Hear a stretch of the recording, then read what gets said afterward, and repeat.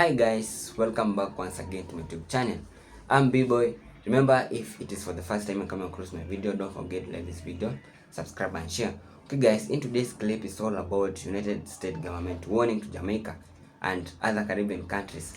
Marco Rubio, the United States Secretary of U.S.A, he has really come out and warned Jamaica to cut ties with Cuba and other Caribbean countries, or else they will be denied U.S.A visa and other maybe trading benefit they are getting from United States. We all know Jamaica and United States, they have a very strong relationship between one another, and also Jamaican and Cuba, they have a very strong relationship because there is a lot of Cuban doctors and engineers that are coming from Cuba going to Jamaica to treat Jamaicans people. And what I really know is that they have decision to make. Jamaican government have decision to make. Kindly have a look at this clip and then we'll come back more for more discussion. Lastly, to Cuba, because it's one that's been more enduring. The problem in Cuba basically is that despite being a communist regime and Marxism not working, is that they've decided, and they thought what they would do is that they would create this holding company. It's called U.S.A. It is a company that they own by the Cuban military, and that holding company owns everything that makes money in Cuba. If it makes money in Cuba, they own it, and it generates revenue for them. The Miami Herald just did an expose on U.S.A. And while you have electrical blackouts and you have all these other problems economically in Cuba, U.S.A. is sitting on billions of dollars that they've generated for their permanency. In 2017, the Trump administration sanctioned U.S.A. Unfortunately, the Biden administration lifted some of those sanctions and restrictions a couple of years ago, which increased the amount of money they're able to generate through things like manipulating remittances and the like. And then yesterday, the Biden administration announced they were rescinding all of the sanctions on U.S.A, which basically the sanctions were this: you can do business with an independent individual Cuban, but you cannot, it's the regime that doesn't allow it. You cannot do business with anything owned by that government-run entity. And yesterday they lifted the sanctions on them. Now, the new administration is not bound by that decision, but nonetheless, that's what's in place. Ultimately, the reality, the moment of truth is arriving. Cuba is literally collapsing, both generationally in terms of all the young people leaving, but it's also collapsing economically. They are now living on 20 and 21-hour rolling blackouts and some days longer because Marxism doesn't work, because they're corrupt, and because they're inept. And they're going to have a choice to make, those that are in charge there. Do they open up to the world? Do they allow the individual Cuban to have control over their economic and political destiny, even though it threatens the security and stability of the regime? Or do they triple down and just say, we'd rather be the owners and controllers of a fourth world country that's falling apart and has lost 10% of its population in the last 2 years? And that's a dynamic that they're facing right now. I hope that they will choose the path of empowering the individual Cuban, so then the individual Cuban has the ability to do what the peoples of virtually every other country in the hemisphere have been able to do at least once in the last 60 years, and some more than once, and that is elect their leaders, vote for their leaders. You think about what happened here today. The Cuban people have no idea what it's like to have an authority figure or someone in charge and power, like I am as a U.S. Senator, sitting here having to answer questions from his colleagues, and also having to have people in the back screaming and protesting against you. You can't do that to a Cuban official. You can't question their decisions.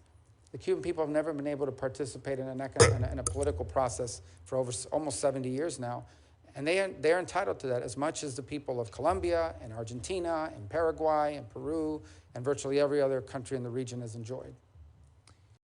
To other news now. Help us. A plea this evening from Jamaican medical students studying in Cuba. They're finding it difficult to access basic necessities like toiletries and food. Giovanni Dennis has been speaking with some of the students. Now, we've distorted their voices at their request as they fear backlash. Like this might look scanty, but it's like a lot of people. A recording by a Jamaican medical student in Cuba showing crowds outside supermarkets waiting for upwards of 6 hours just to check what food items are available. Most of the times I have to wake up from 2 a.m. in the morning, and I'd have to wait until 9 a.m. to go to a store, as in we'd be waiting outside even during the pandemic, and like we sneak outside during curfew hours and we're hidden in bushes and stuff like that, waiting for the store to be open. They've risked sending us these short videos demonstrating their plight and challenge in accessing necessities. The lack of medication, the lack of supplies, such as sanitary napkins or pads, lotion, soap, shampoo, those necessities. And when I speak of the lack of food supplies, we're talking about basic things that we could have found back home. They're not here. So like your tin food, when chicken is scarce. They've shared one of several letters they say they've written to the Ministry of Foreign Affairs seeking help. They say they've also reached out to the scholarship department in the Ministry of Finance. We're not getting any assistance from the government or from our embassy here in terms of getting the items from Jamaica to Cuba. Our parents have done all that they can do in terms of buying items, packaging the items and having the items shipped to us. They even found a shipping company, paid all the charges and everything, which was very, very costly. The parents will dig wherever and borrow from wherever and find wherever to pay for everything, just for them to just do the documentation that only they have the power to do. Just as Guyana, St. Lucia, Dominica, Suriname, Belize, and I can go on and give all the countries that have sent in several packages in the country. And even more of a now when things easier, when they can get this duty-free or whatever, because Cuba relaxed restrictions. The students insist they are grateful to the government of Cuba because they try to make the best of a difficult economic situation. They also say the Jamaican ambassador in Cuba is currently helping with clearing one shipment for a small group of the more than 150 struggling Jamaican students. But they feel disheartened and alone, especially seeing other countries like Guyana helping their students. I can't even begin to express how I'm feeling. We've been trying for over a year now, more than a year, to get stuff here. And it's not a case that it's not possible. It is more than possible. Today I helped the St. Lucians take off their barrel off the truck.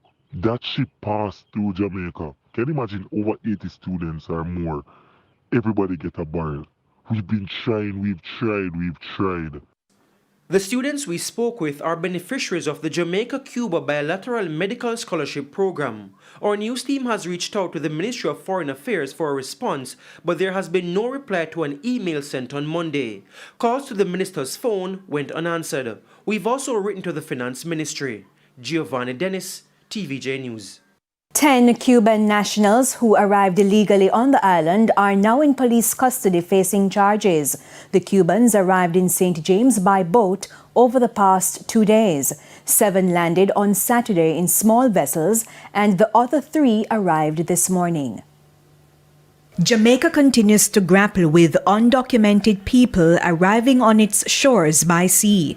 This time, it's Cuban immigrants who indicated they fled their homeland because of the hardship. There have been repeated blackouts in Cuba after its electricity grid collapsed. The situation was worsened by Hurricane Oscar. Zone 1 Commander for St. James, Assistant Superintendent Roderick Reed, gave our news team this update on those who entered Jamaica illegally. These individuals were intercepted by the police along the Unity Hall main road and they were taken into custody. From all indications, these persons entered the space illegally. Assistant Superintendent Reed said they were again alerted on Sunday about a second set of Cubans. Where another vessel with 3 Cuban nationals also entered the Jamaica space, and this is at the Half Moon Hotel. Now, all 10 Cuban nationals are currently in custody at the Montego Bay Police Station, where they are being processed by both the police and our external partners, PICA and Immigration. Based on preliminary investigations, they were at sea for the past 3 days, and these set that entered at the hotel at Half Moon, they were facilitated by the hotel staff, where they were entitled to meals, they were given showers and also change of clothes. Hi guys, welcome back once again to my YouTube channel. I hope you have watched the full clip, and my message is that CARICOM should stand together regardless of the outcome. They should be stand together strongly regardless of the outcome, whether they will cut ties with United States or whatever. But what I really believe is that Jamaican health come first, because so far what does US or United States has done for Jamaica? What I really believe that Cuba, at least, it has bring some doctors and engineers to Jamaica that are really helping Jamaicans, that are really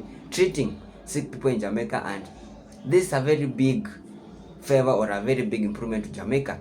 But what about United States? A lot of people, they will ask themselves, what does United States done to Jamaica? Instead of maybe there are other people just that are just gun smuggling to Jamaica, they are maybe helping the increase of gang or crime in Jamaica. But at least Cuba, what I really want the Jamaican government to do is not to cut ties with Cuban, because they really benefit a lot. All of them, they really have a very strong relationship. We all know Jamaica and United States, they have a very strong relationship.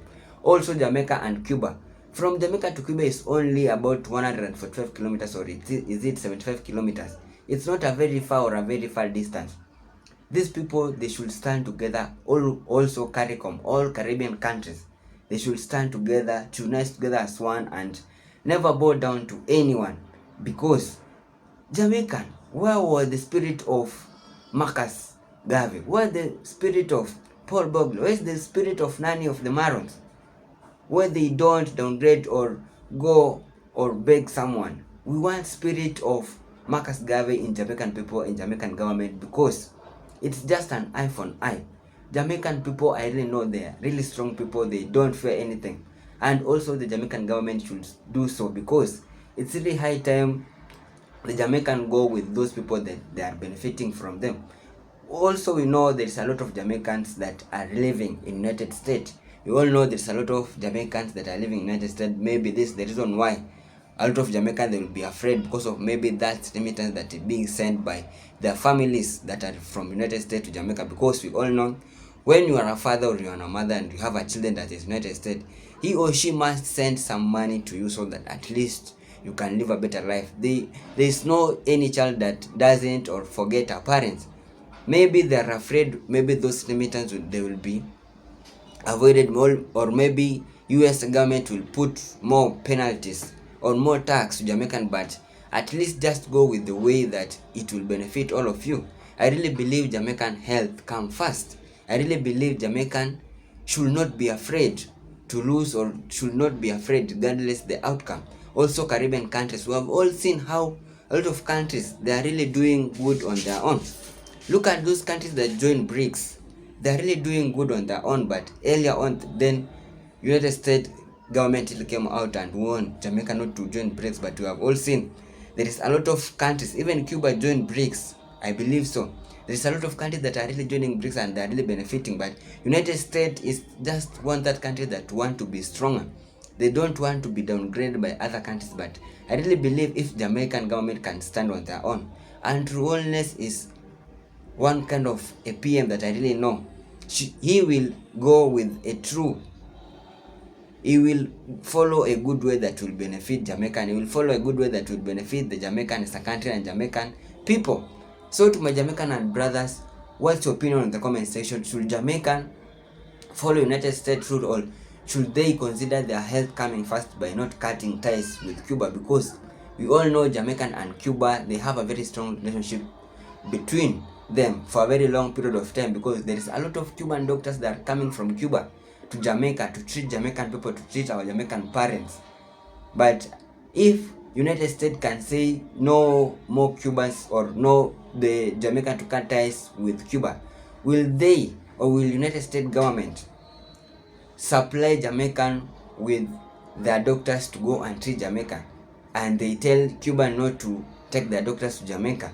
So it's a very hard decision. It's a very hard decision to make. But I really know the Jamaicans and Jamaican government will know what to do, because it's 50-50. All the countries benefiting from one another, and I would really wonder why United States want to do want Jamaican to do everything they want. They want to control Jamaican, but I really don't. Jamaican is really high. It's really high time Jamaican to have fully independent, to enjoy the independence of their own. Look at what Burkina Faso they are really doing. They are enjoying the independence of their own country. President Ibrahim Traoré removed all colonial system in Burkina Faso and they are really enjoying the independence. We have all seen how this country is developing. We have all seen how there is a lot of projects being made, and to remove all corruption system in the government so that the government cannot be greedy, they can't be eating the tax of their people. So guys, let us see what the Jamaican government will do, and Jamaica, will they follow the rules of United States, or will they be able to continue doing business with Cuba? Will they able to cut ties with Cuba, or will they be able to continue supporting the United States? So guys, if it was the first time coming across my video, don't forget to like this video, subscribe and share. Thank you so much for time. One love, may God bless you.